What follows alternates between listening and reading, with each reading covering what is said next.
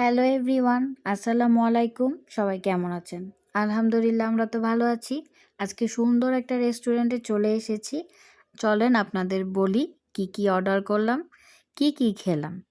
তো আমরা সবার আগে অর্ডার করেছি প্লেন সাদা ভাত, সাথে ছিল এক বাটি ডাল, সাথে ছিল ভাজি আর ভর্তার প্ল্যাটার, আর ছিল গরুর গোশত, আর ছিল চিকেন রেজালা।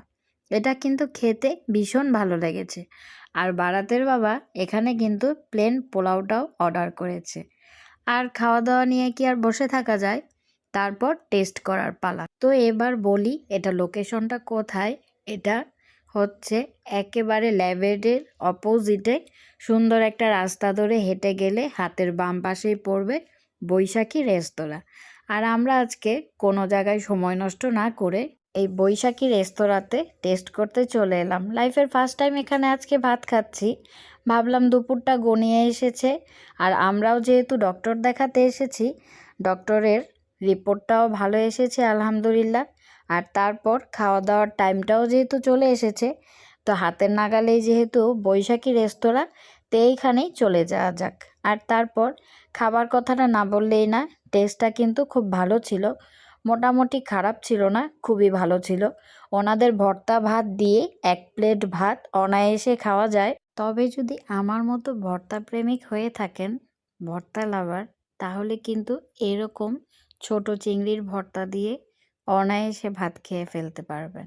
আমি কিন্তু চিংড়ির ভর্তাটা দিয়ে এই ভাতটা খেয়ে নিচ্ছিলাম, খুব বেশি ভালো লাগছিল, তাই তো খাচ্ছিলাম। আর এটা আমি অবশ্যই দেব আউট অফ 10।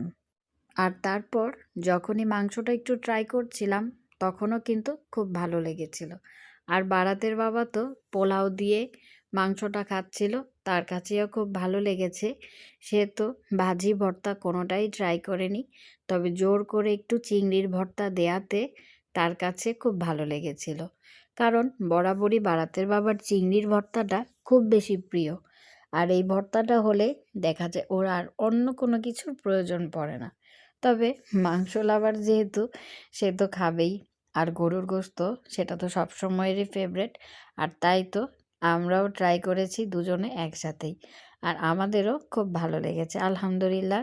আর ওনাদের এখানে কিন্তু ভাতের কথাটা বলতেই হবে, এটা কিন্তু একেবারে আনলিমিটেড। এক প্লেট ভাত দেওয়া হবে, এর পরবর্তীতে যদি আপনি চেয়ে নেন তাহলে সেটার কোনো প্রাইস ধরা হবে না, সেটা কিন্তু এমনিতেই দেবে। আর আমাদের যেহেতু এক প্লেটের বেশি ভাতের আর প্রয়োজন পড়েনি, তাই আমরাও আর 2 প্লেট নেয়ার চেষ্টাও করিনি।